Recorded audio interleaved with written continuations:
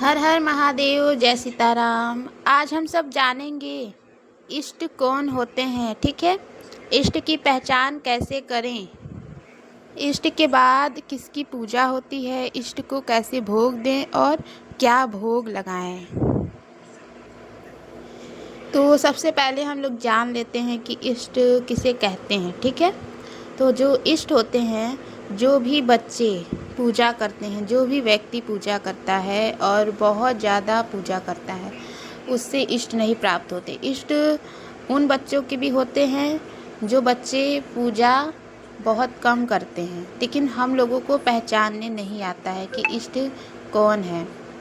तो सबसे पहले मान लेते हैं कि हम लोग किसी टेम्पल में गए हैं, ठीक है, और वहाँ पे जाने के बाद हमारा मन, वहाँ पे माता दुर्गा का भी मूर्ति है और माँ काली का भी मूर्ति है, हनुमान जी का भी मूर्ति है, राम सीता और महादेव और पार्वती माँ का भी मूर्ति है। तो हमारा मन सबसे पहले जिसकी दर्शन करने का करे, मतलब कि हमारे मन में आता है ना कि हम सबसे पहले इनकी दर्शन करें। इतने सारे भगवान हैं तो वही हमारे इष्ट होते हैं, क्योंकि हमारे इष्ट के प्रति हमारा एक अलग सा अट्रैक्शन होता है, तो वही हमारे इष्ट होते हैं। ठीक है, तो आप लोग इस तरीके से जान सकते हैं कि आपके इष्ट कौन हैं। ठीक है, अब हम लोग जानते हैं कि इष्ट कैसे जब हम लोग जान जाते हैं कि ये हमारे इष्ट हैं, तो हम उसे इष्ट के रूप में कैसे धारण करें। तो इसके लिए आप लोग को अपनी पूजा वाले कक्ष में जाना है और आसन पे बैठना है और एक संकल्प लेना है। संकल्प लेने के लिए आपको अक्षत, पानी, गंगा जल और 11 रुपये होना चाहिए। गुरु दक्षिणा जैसे होता है वैसे ही हम जब इष्ट को धारण करते हैं तो 11 रुपये हम उनको चढ़ाते हैं, समर्पण करते हैं। ठीक है, तो उसके बाद आप लोग फूल वगैरह और माला ये सब लेके जाएंगे और अपने इष्ट का आवाहन करेंगे, अपना पूरा नाम बताएंगे, आप कहाँ रहते हैं वहाँ का एड्रेस बताएंगे। अगर आप इंडिया के बाहर रहते हैं तो इंडिया के बाहर का एड्रेस बताएंगे। उसके बाद जैसे जैसे आपका घर पड़ता है पूरा हाउस नंबर सब बताकर संकल्प लेंगे और 3 तत्व को साक्षी मानेंगे। और फिर 3 तत्व में आप अग्नि, पृथ्वी और वायु को साक्षी मानकर संकल्प लेंगे कि हम अपने इष्ट के रूप में इनको धारण कर रहे हैं। ठीक है, और हम इनकी पूजा करेंगे, ये हमारे इष्ट हैं, ऐसा आप संकल्प लेंगे और पानी को ज़मीन पर एक जगह पे छोड़ देंगे। ठीक है, फिर उसके बाद हम लोग जानते हैं कि जब हमारे इष्ट धारण कर लेते हैं हम लोग, तो इष्ट हमारी किस तरीके से मदद करते हैं। तो इष्ट हमारी हर तरीके से मदद करते हैं। हमारे एक पुकार में, एक बुलावे पर वो प्रेजेंट होते हैं, लेकिन हम नॉर्मल इंसान होते हैं तो हम लोगों को दिखते नहीं हैं। लेकिन कभी कभी ऐसा होता है सभी के साथ कि हम कुछ भी मन में सोचते हैं और वो कार्य हो जाता है। तो वो कार्य कैसे होता है, वो हमारे इष्ट तुरंत कर देते हैं। इस तरीके से वो कार्य हो जाता है। ठीक है, कभी कभी हम अरदास लगाते हैं तो वो कार्य हो जाता है। कैसे हो जाता है, क्योंकि हमारे इष्ट की कृपा हमारे पर होती है। ठीक है, जैसे हम लोग अपने इष्ट से अट्रैक्ट होते हैं तो हमारे इष्ट भी हमसे अट्रैक्ट होते हैं।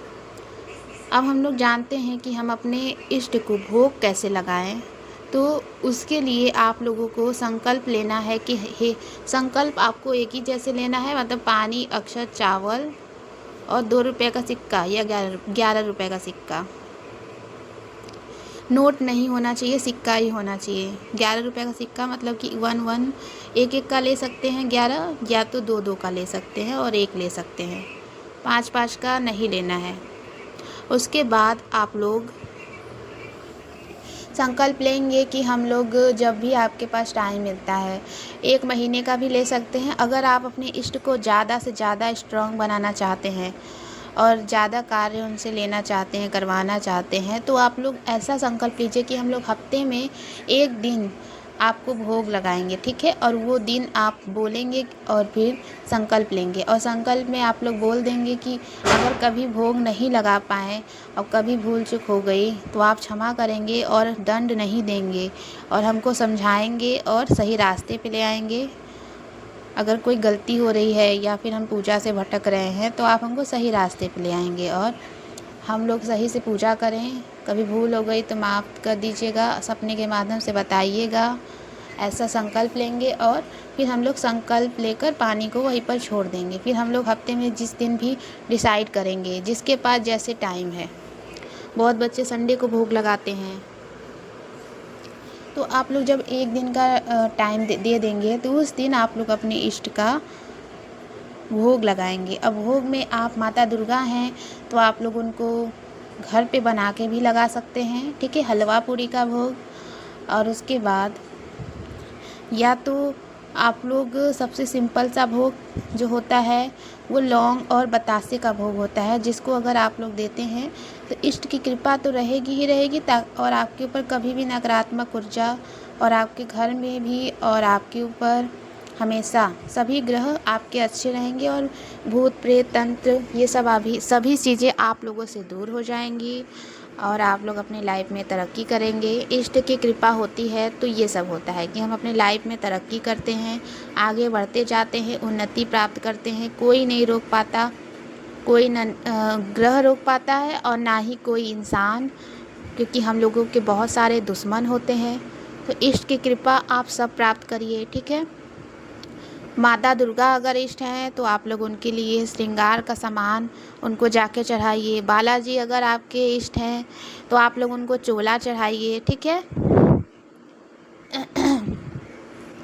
तो ऐसे ही जिनके जो भी इष्ट हैं जितना हो सके उतना आप अपना भाव समर्पण करिए, और जिसके पास जितना है उतना ही। ऐसा नहीं कि कोई 10 रुपये चढ़ा रहा है तो हम लोग 10 रुपये चढ़ाएँ। हो सकता है कि उसके पास 10 रुपये है तो वो 10 रुपये चढ़ा रहा है। तो आपके पास जितना सामर्थ्य है उसकी अकॉर्डिंग आप लोग चढ़ाइए।